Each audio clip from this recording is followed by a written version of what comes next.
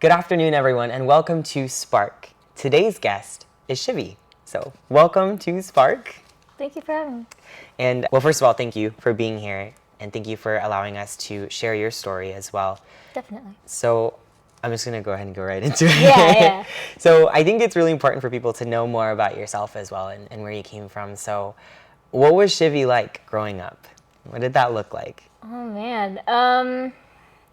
I don't actually remember much of my childhood, to be honest. I mean, there were goods, there were bads. Now that I look back to it, there's a lot of abuse that went on, and there was a lot of, it was more physical then than it was, like, later on. But, I was really shy, and I didn't really talk to a lot of people, and, I had problems with, making friends because we moved a lot. Middle school was the first time where I didn't move at all. I kind of was allowed to make my own friend group and know more about the people around me and kind of get to know everyone at the school better. So when did coming to Davis and everything, when did your narrative change? I mean, I actually don't identify as a man per se. Okay. I'm non-binary, but I'm more transmasculine. And I think that kind of happened December of my first year-ish. I mean, it's been happening, but I didn't know I could actually, be anything other than a girl. And I kind of learned more about, the gender binary, I guess, and, how you can actually, kind of step outside that. There's a whole world out there. I knew what I wanted to look like, and I knew what I was, but I didn't know there was a name for it. Yeah. Necessarily, because the only kind of transgender identity that I had heard was either male or female, and it was very binary. And I didn't feel any of those. So I think the gears started turning, and I was like, what if I'm not a girl? Because before that, I had identified for I think it was 5 years as gay, I guess. Yeah. I mean, I didn't like to use the word lesbian because I didn't really feel like a girl, so I was just I'm just going to use that as an umbrella term. The term itself is something that you didn't discover till recently, right? Yeah, it's been a year, but I think that I've kind of been a part of the community a little bit more for longer, that I'm very solid in how I identify, but now kind of the process that's going to be changing now is kind of my access to hormones and surgery and all of that stuff. But regarding my identity and how I kind of identify, it's fairly solid. Okay. So I guess the next thing then would be, take me to India. Did you have any idea prior to going to India that your parents had a different plan in mind when you got there? I don't think my parents had a different plan in mind either. I think because I went to India with my mother and my two younger brothers who were 11, and I think I wasn't necessarily in a place where I could make proper decisions prior to leaving India, because my mom's really manipulative, and she used all kinds of emotional manipulation, etc. And I was like, okay, I'll go. Our agreement was for 1 week originally, and then she booked the flight for 2 weeks. And I was like, all right, Yeah. Did she know at the time, though, that, for example, did she know at the time what you identified now, or was it something that you had not spoken to her about yet? Or? I mean, she kind of forced it out of me. I think even in, when she brought me to India, she didn't necessarily, give any indication of anything, and I think she realized that I wasn't going to change back, and I wasn't going to, I guess, fit the model of this perfect daughter that she had in mind. So when you were in India, what was that experience like? It was suffocating. Suffocating is, I think, the best word I could possibly use. My grandmother was sick. She was in the hospital. I mean, I don't think any of us are actually that close to my grandmother, to be honest. It was more out of obligation. In India, my mom was just you have to shut up about whatever gender, sexuality, whatever thing that you have going on, and like all of your feminist ideas, you know, like all of that, you got to put that on lockdown. Like if you tell anyone, then I'll do something. I don't know what she was gonna do, but I mean, she didn't really punch or hit me as much as she would have, because her bones are actually not as strong as they used to be. But yeah, she would like pull out my hair and was like, so you have to grow this out now. And she made me wear really feminine clothes, which, I mean, clothing isn't gendered. It's just fabric. But the thing is that, you know, it wasn't the way I wanted to express myself. Yeah. And like, you know, with clothing comes a lot of gender, and, yes. you know, I get misgendered, and it's just bad. And so after she told me that I wasn't going to leave, you know, throughout that entire time, they didn't give me the internet password, and they didn't give me really any other mode of communication, especially after I tried to contact like people at home being like, she's not letting me leave. Yeah. I know when my girlfriend got the message that I wasn't coming back, like she hadn't heard from me for like a good week or so, and she honestly thought I was dead. And so I finally contacted her, and I was like, I don't know if I'm gonna come back. I don't know how I'm gonna come back. So DEI was the school that you were It was a enrolled university, in? yeah. And my mom enrolled me in it, and she was just like, yeah, you're not gonna be able to go to Davis or like meet anyone, and like everyone who you love and you care about actually doesn't care about you. It's only me. I'm the only support you're ever gonna have, because I'm the only support you're ever gonna need, and that's really abusive, and it's really disgusting. But yeah, I think for a good moment of time, I'd given up. I was like, I'm gonna have to work my way out of here, I guess. And I just kind of at that point was like, okay, you're obviously just planning to keep me here forever. Like, your intention is not for me to get back to the US, and if it is, then I mean, I'm not gonna be in contact with any support system or anybody, so I'm still gonna be dependent on her. Right. So then what moment or what was the event that you found or saw your way out of that? Okay, so my mom had brought my brothers along too, and she was like, okay, we can't leave Shivy here alone, so I'm just gonna have to move here, and if I move here, then your brothers have to move here, and then your dad has to move here, so basically everyone just kind of had to shift to India, and she would blame the entire thing on me, which I think is ridiculous. But she had enrolled my brothers into school there, but my brothers are American citizens, and the rest of us aren't. And so she took my brothers back to the US to get their visa renewed or something like that. And as soon as she left, my friends contacted me, and they were like, you don't have to stay there. We can help you get you out. And so I was like, oh my God, you're right.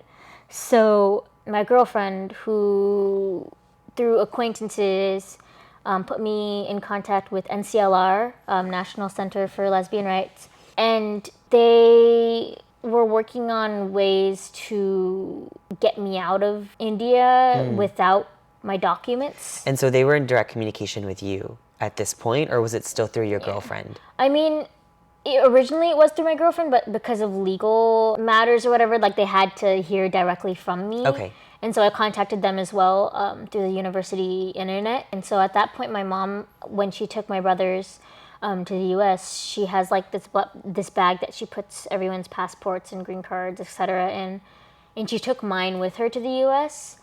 And so I didn't have any like papers, documentation. no documentation. So their first, I guess, priority then became to get me out of there safely, away from my parents, and then kind of deal with documentation Afterwards. later. I see. So they got in contact with Amnesty International, which then contacted us to Nazaria, which is a non-governmental organization. They worked out the logistics of, picking me up from Agra, where I was staying in India, and bring me to Delhi, where the airport is and where the courts are and where everything is. And so it didn't take very long, actually. So I basically just packed all of my belongings into my backpack. To Delhi. And yeah, in the middle of school, I just kind of left. I left. Yeah. How long were you in Delhi for? A month. Okay, a month. And this was at the time that the rulings started to happen, right? We got into contact with another law firm group, and they said not to do anything. I mean, I had left a note saying, I've left of my own free will, things like that. Okay. My parents had filed a police report, and they filed a police report against, like, I think abduction with intent to murder or something like that. And it's like, you can't file kidnapping FIRs when the person who's, I guess, being kidnapped is over 18. Right.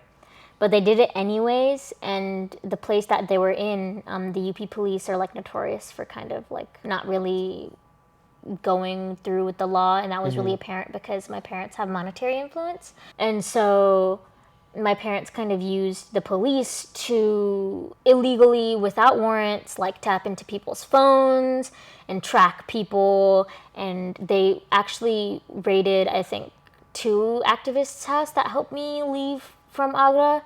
And it was astounding. I think the lowest number of police that were, I guess, reported there was 40. So it was like 40 to 60 police, which is excessive. And they were basically tracking calls and, I guess, show up at people's houses. Yeah. And it was really dangerous, and it was illegal, and it was gross. And so before that, we were kind of remake my passport, Right. get out. But then we were like, okay, this is really excessive. Now it's not just me, it's everyone else who helped Right. me.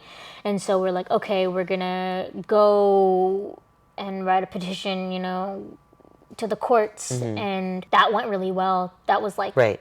I think they drafted it in like Right. a couple hours, and then we went to court the same day. And so when you went to court, did your mother and your father come back up to India and deal with that at the same time? So there was 2 court sessions. The Okay. first one, my parents didn't attend.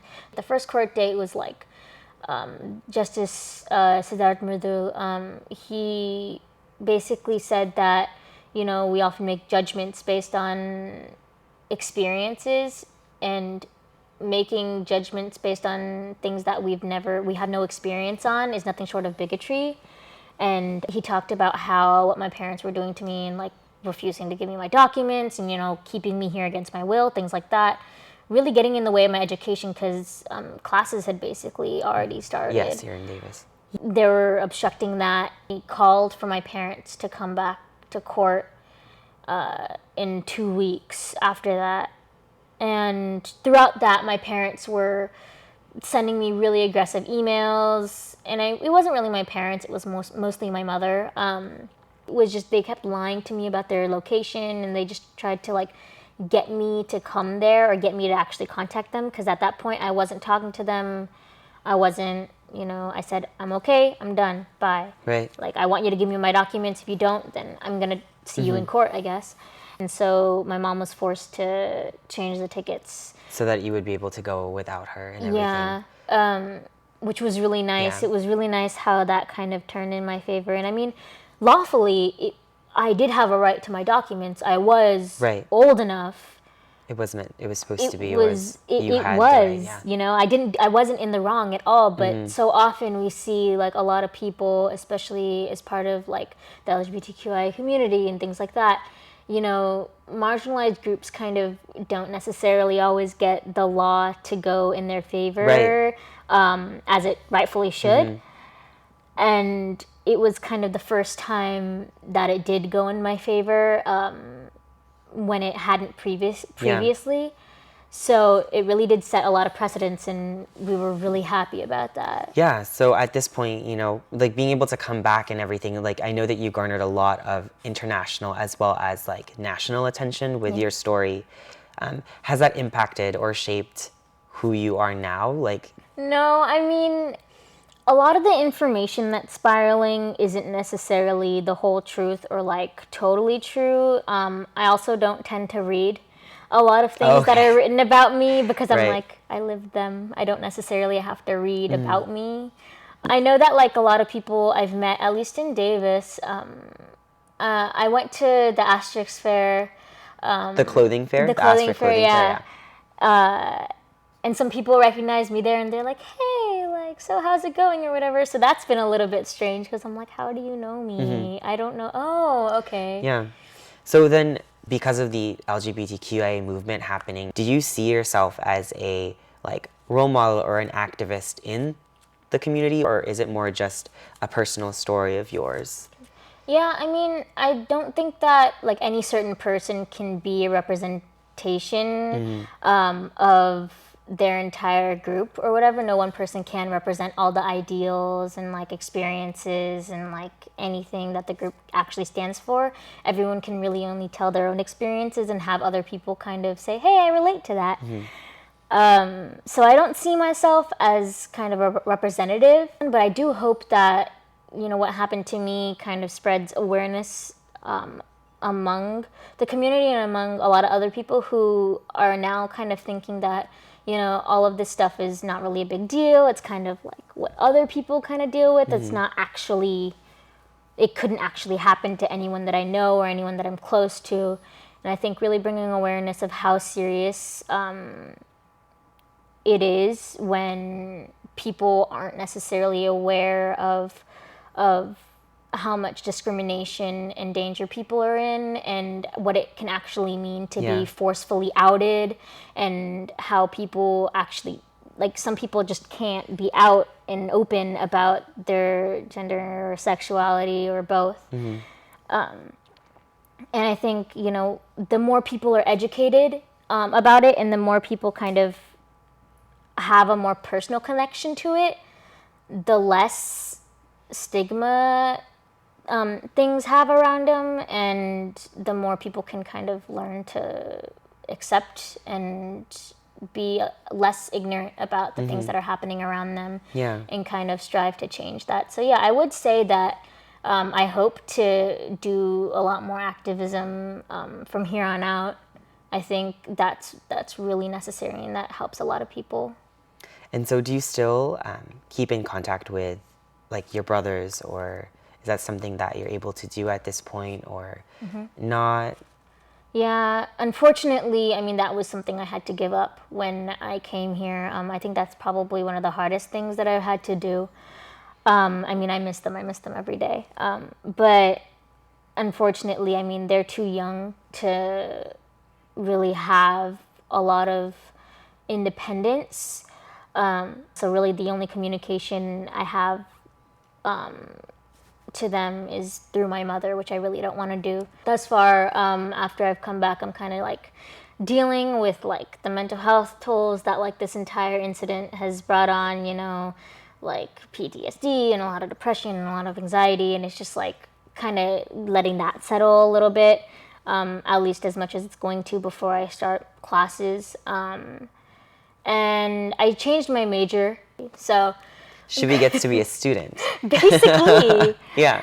So I'm really happy to actually be taking classes that I won't have to be, you know, I guess ashamed of, or like be shamed for by my parents, and I won't have to really, you know, take classes that I don't want to, because it's, I mean, they're not paying for my college education anymore, and they're not financially supporting me anymore. So I mean, it's, I guess I get that little bit of freedom there. Yeah. And so I guess the last question that I'll have is, you know, where do you see yourself now compared to where you were? I'm a lot stronger.